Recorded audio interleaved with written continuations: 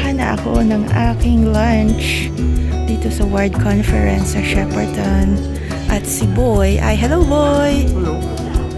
Masarap ba yan Boy? Anong meron sa'yo Boy? Lechon. May lechon, may manok, may fried chicken, may fried rice, may grapes, may meat pie, and then may soup. Si Boy doon. Sarap Boy.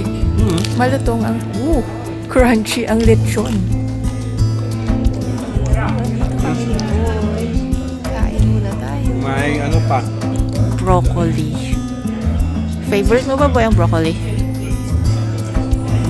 Medyo. Sige, kain muna ako.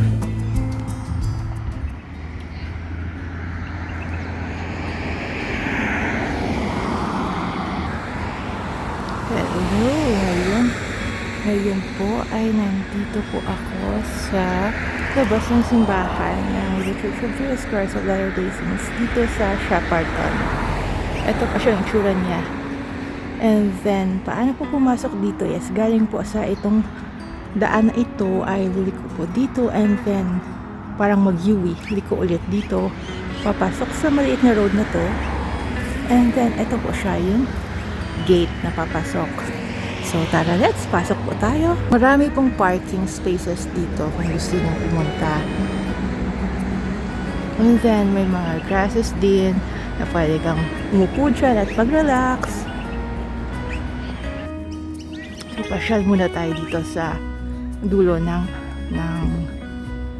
driveway na ito. Pagdating dito ay meron pa pong likuan na may mga magagandang bulaklak. Oh, ang ganda ng pink flowers. Oh. And then, kung ikaw ay liliko, ay meron pang marami pang parking spaces at may basketball. At more grass areas too para wala lang mag-picnic or something. Pero sa ngayon po ay pasok po tayo dito sa building at tingnan po natin kung anong meron sa loob.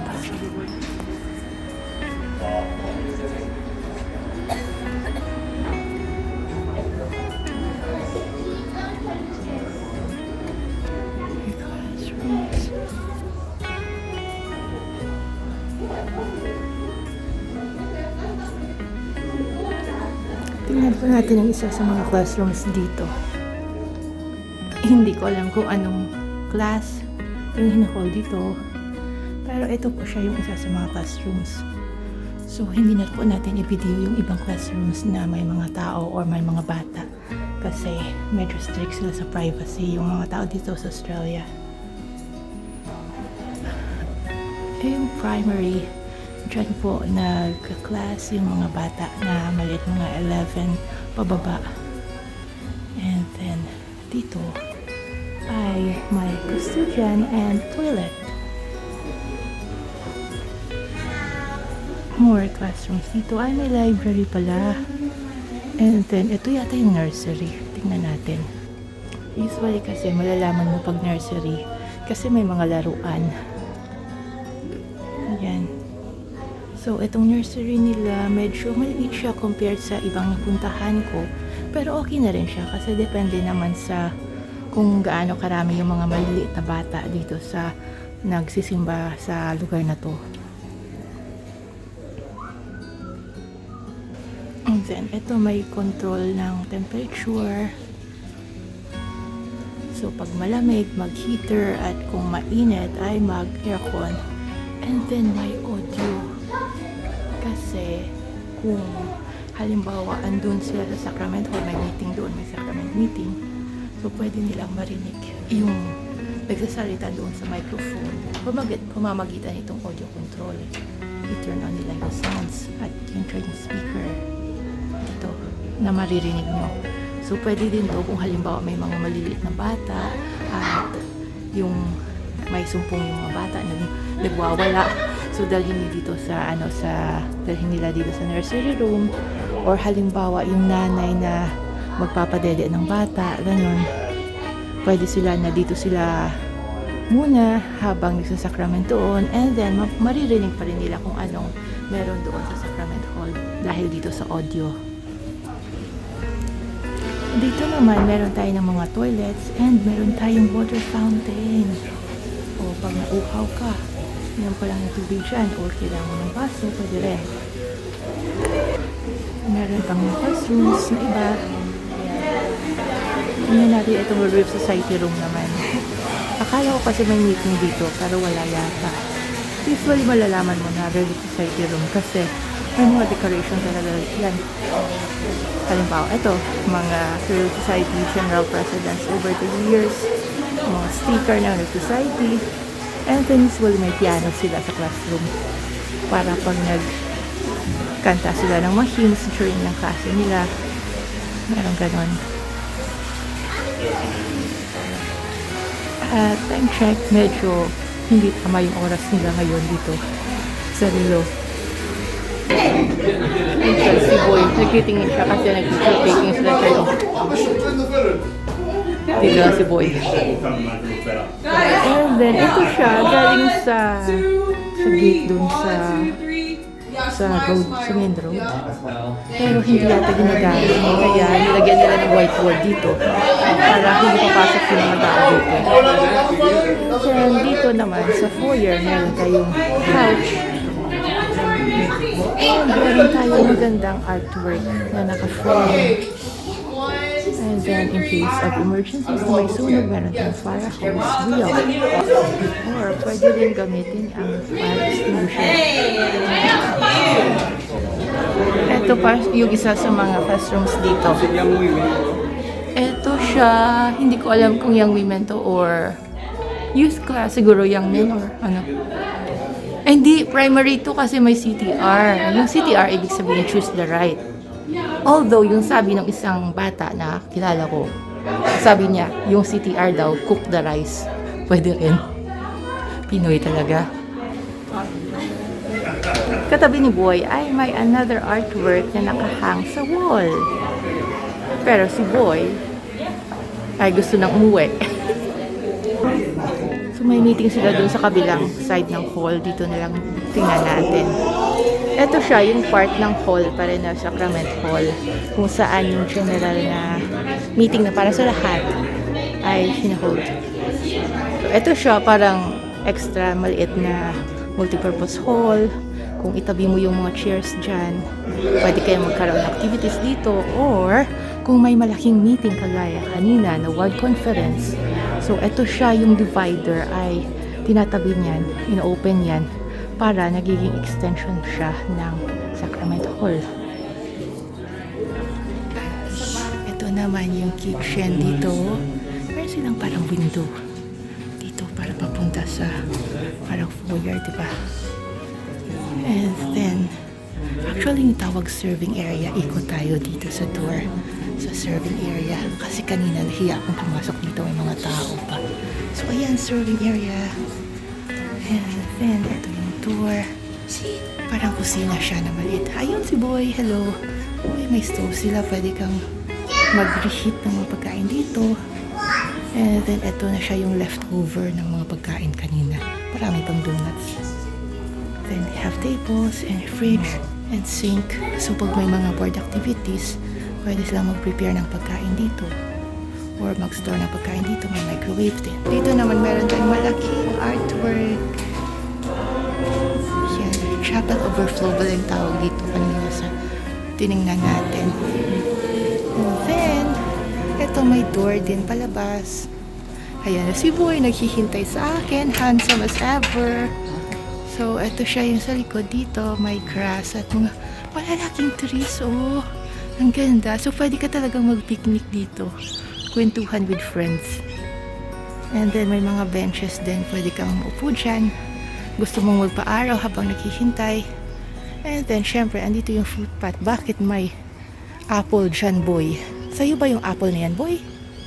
Or, yung apple ng witch ni Snow White? Iyak daw, sabi ni Boy. And then, yun nga, mayroon ding footpath dito na papunta sa the other side of there, oh. Ito na siya. Ito siya yung building.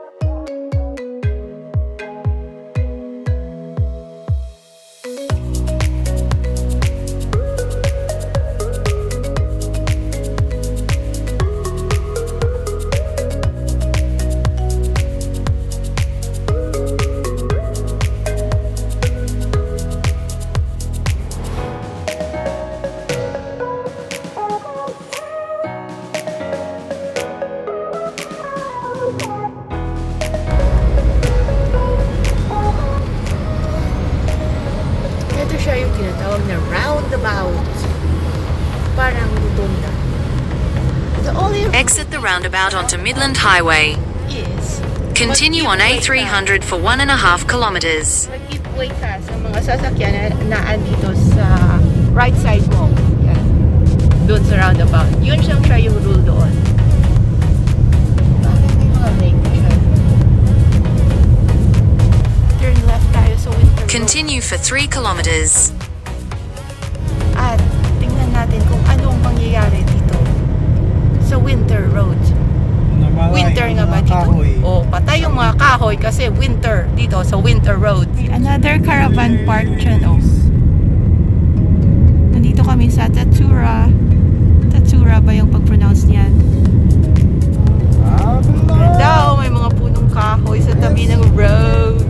Ito siya, ang Rushworth Tatura Road. May mga punong kahoy sa tabi ng road.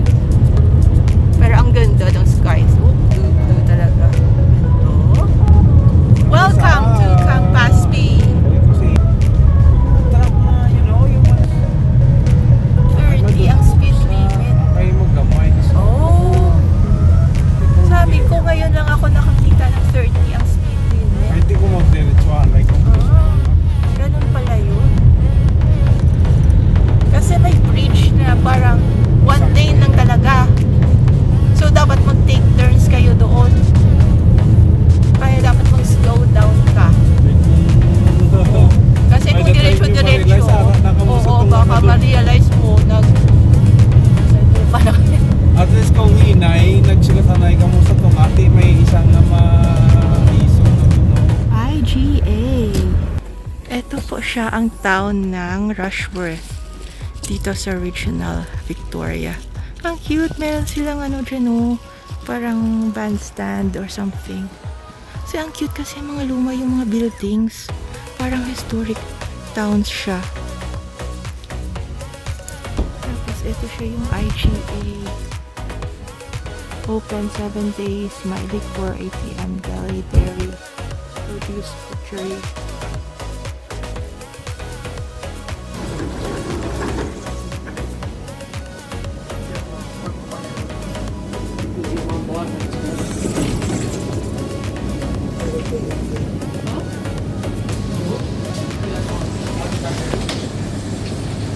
Gusto ni Boy ng drinks eh.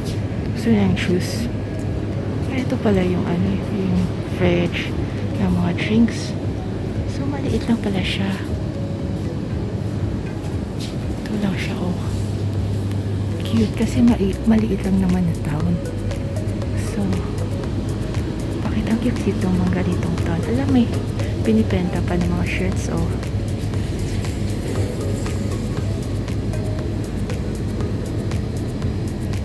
May mga konting mga matatanda na bumibili, nagsha-shopping ngayon. May chinelas pa, may dress na binibenta. And then of course, meron din silang fridge na area. Chilled. May lechon manok. Lechon manok! May lechon manok. Binibenta. Got bread and cookies. Oy, may football na cookies dito. Turnovers. Cookie, ang laki ng cookie.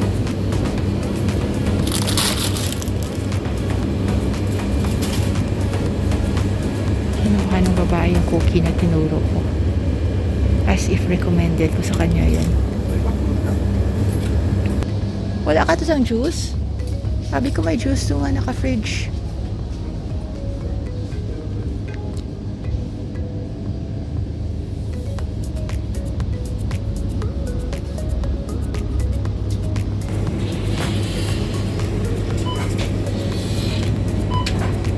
Ganito lang nakabasket yung mga ano nila, produce nila, oh.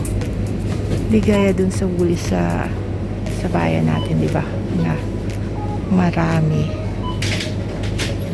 Ito kasi maliit lang na town. Ayan yung liquor nila, oh. Ayan. Maglasing ka dyan. Ay, may juice sila ito. Gusto ni Boy juice.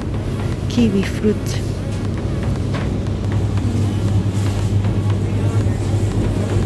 bakit ang pretty ng mga cans nito. Tropical guava.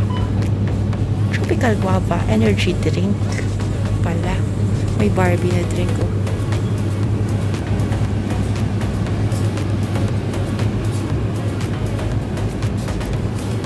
Well, anyway, si Boy ay bayad na ng binili niya. Tapos dahil winter ay may binibenta na firewood dito. Blueberries. Kain si Boy ng blueberries. Kain si Boy ng blueberries. Sarap, Boy. How does it taste like? Blueberry. Ako naman ay solved na ako sa tubig ko. Boy, bakit mo naman pinupunasan dyan, Boy?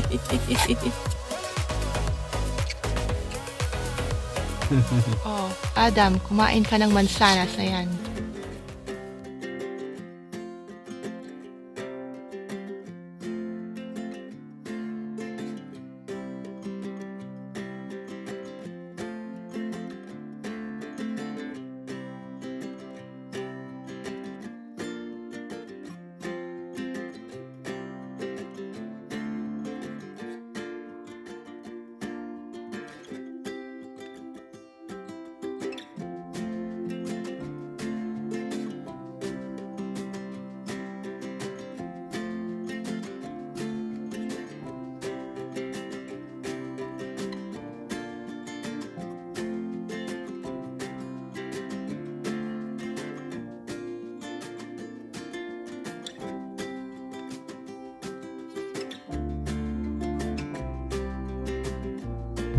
So, eto lang mga friends, every time na may magreklamo ng overpopulation sa mundo ngayon,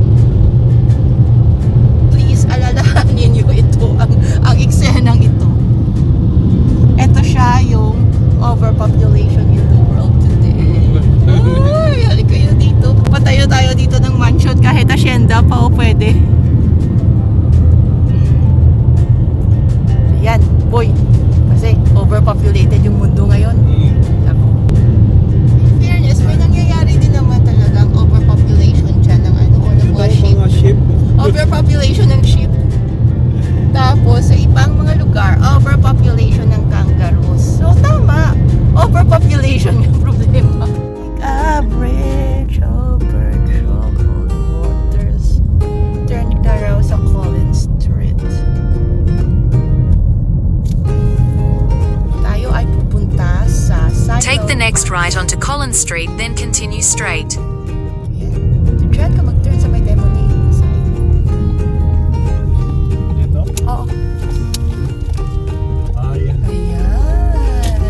Ito siya yun. Continue straight, then your destination will be on the left. Ayun, may parking UP. Oh, ito siya yung Colby natin. Silent Art Trail. May gadol, lain Manila to. Oo, siguro. Your destination is on the left.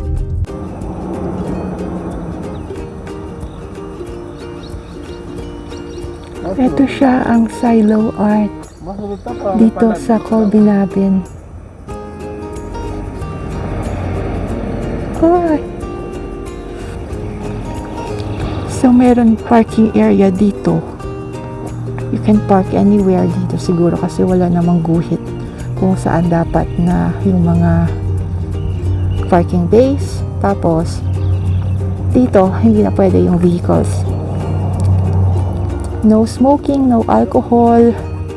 And then andun si Boy, magmumuni-muni doon si Boy.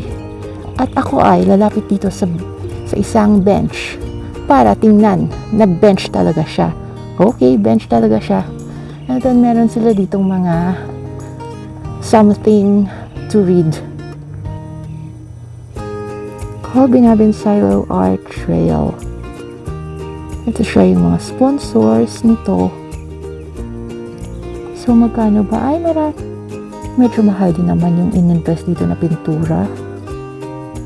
Tapos, aside from that, siguro yung mga equipment sa mga equipment para, imagine ganun si Boy kaliit tapos ganun kalaki yung mga silo art.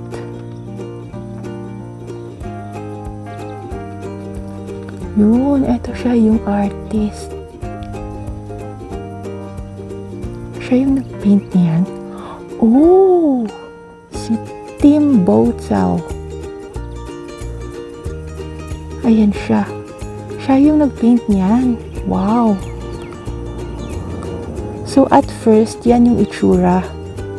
And then level. Muna nila yung viewing platform.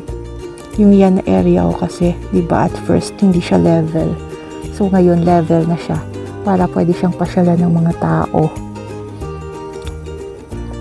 And then may painting. So at first pinaint nila siguro ng puti lahat para yung parang blank canvas siya. And then 12 weeks yung it took him 12 weeks para pinturahan lahat yan. Oh, wow. Andun siya, oh. Andun siya. May crane. Crane ba yan? Tawag dyan. Oh. Boom. Knuckle boom. Countless hours of preparation over many months. 70 times 400 milliliter of spray paint cans and 300 liters of paints. 150 liters ng protective clear coat naman. Oh, wow. And then, syempre, nag-spend din sila ng interpretive boards. Ito siya siguro yung itong mga board na yan. Para may mga information na makikita yung mga tao tungkol sa artwork na ito. Which is amazing. Wow. O, diba? Haha, ayan sila, oh. That is amazing.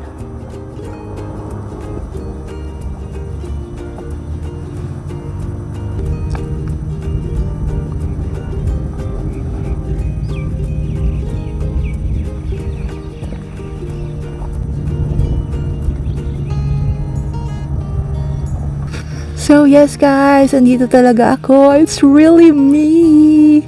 Andito sa Calbinabin Art, Silo Arts Trail.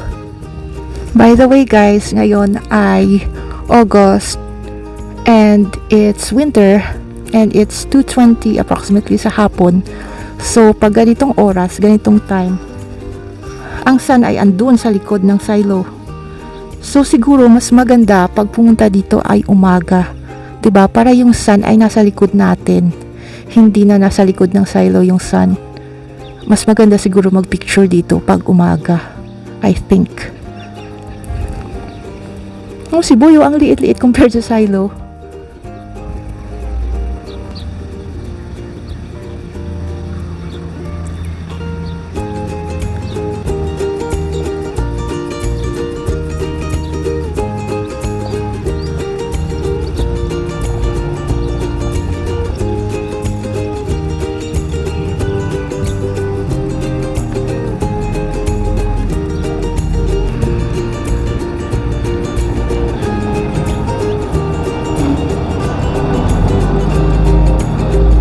Meron pa palang something dito sa bato. Tingnan natin kung anong meron. Calbinabin Silo Art Project. This plaque is in memory of Alan Meyer, owner of Vic Feeds and Calbinabin Silo Art Project member. Alan passed away suddenly during the project, 22nd of July 2019, and he was a proud supporter of the Silo Art Project. Thank you, Alan, for allowing the Silo Art team to paint the Vic Feeds silos. Oh, siya pala yung may-ari nitong Vic Feed silos. So, he was an active supporter nitong project na to. So, thank you, Alan, kung nasaan ka man. And then we have another sign here. Welcome, I come to Colbo. Colbo, shortcut for Calbinabin is Colbo. Yun pala yung nickname niyan. Oh, they have an official opening nung February 6, 2022. And then they released this song. Si Julie, siya yung nag-compose nitong kanta na to at siya yung nag-perform. Come to Colbo, see the silos. It's a burst of color in the town and our history all in pictures. Come to Colbo, you're welcome. Come on down. Okay.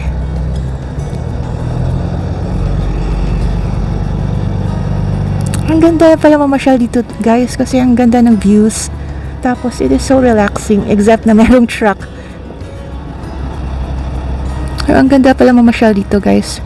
Ang ganda ng views, ang ganda ng mga paintings dito sa silo art. And then yung views sa paligid, it's so relaxing. Tingnan niyo yan, yung mga hills doon na yan, not so high na hills. And then we have the neighborhood. Kaya lang at the moment, merong truck na medyo maingay pero okay lang, it's not that annoying naman. And then, ayan siya. At ito siya ay parang walking distance lang siya sa town. So malapit lang kung gusto nyo after na masyal kayo dito, gusto nyo mag-snack or kumain ng lunch or whatever. So malapit lang siya. So if ever you are in Regional Victoria, come and visit sa Colby-Daben itong silo art kasi maganda siya tingnan. Boy, pwede ba kitang ma-interview? Anong impression mo dito sa napuntahan nating lugar? Western culture. Sila. Oh. You can makita mo sa mga 18th century na yung dressed up nila. So, yun. Maganda.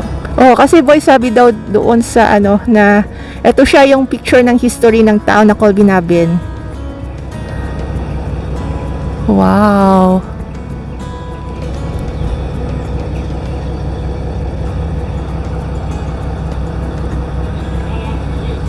Tapos actually pagdating namin dito kanina, kasi kami lang yung tao dito na namamasyal ngayon.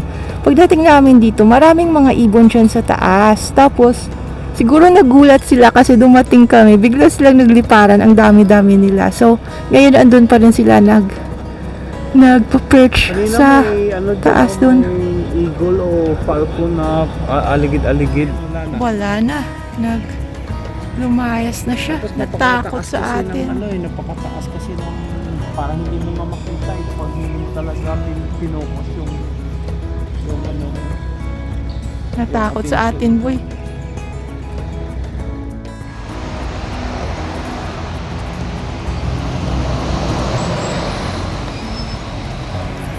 Hello guys! Hapunan muna tayo dito sa Soul Foods. Oras nila ay ganito. Tara, nandito na si Boy. Pagdating mo dito, makikita mo meron mga souvenir items na benta. Yan yung mga cheese, mga jumper, and then may picture. And then may mga souvenir items dito. So pwede kang bumili ng mga souvenir items dito from the Philippines na binibenta dito. Ching! May mga coffee. Uy! May coffee na binibenta na ngayon dito. And then, may sinamak. Sinamak yan, Tapos, may chili oil. Magkano yung chili oil? $9 yung small bottle, $12 ang malaking bottle. Ang sinamak naman, walang price. Wala pa yung price yung sinamak. And then, there's coffee. And then, sample ng mga bagay-bagay. And then, ito na siya, ang itsura ng Soul Food, Filipino restaurant dito sa Bendigo.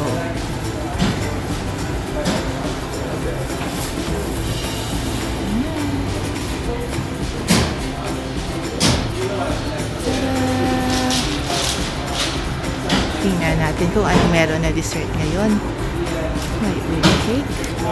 Uy, may palitaw. Tapos yung ubi cake na may leche flan, Yung the rest, parang ubi makapuno yata. Yung ubi cake lang talaga.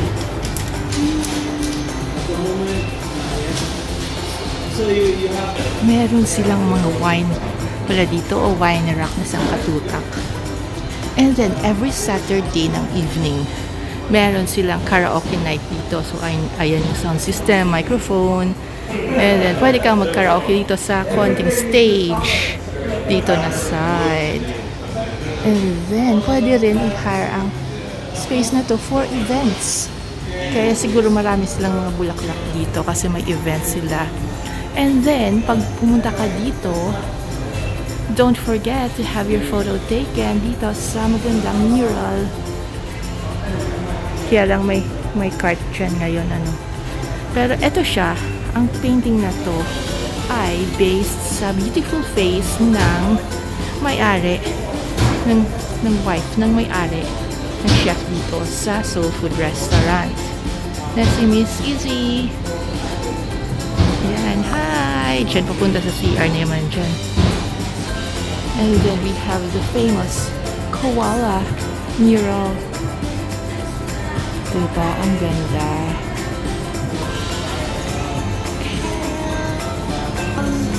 Ito siya yung mga nasa menu nila, guys. So, Share siya pag nala sa rice. Kana ko no, babe? Oh.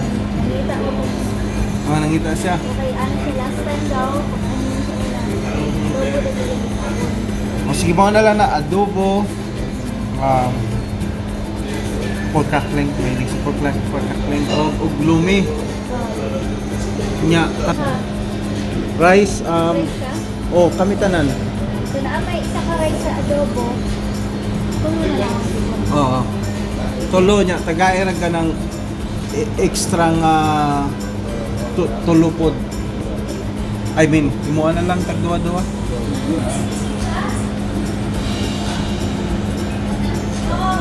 Almost.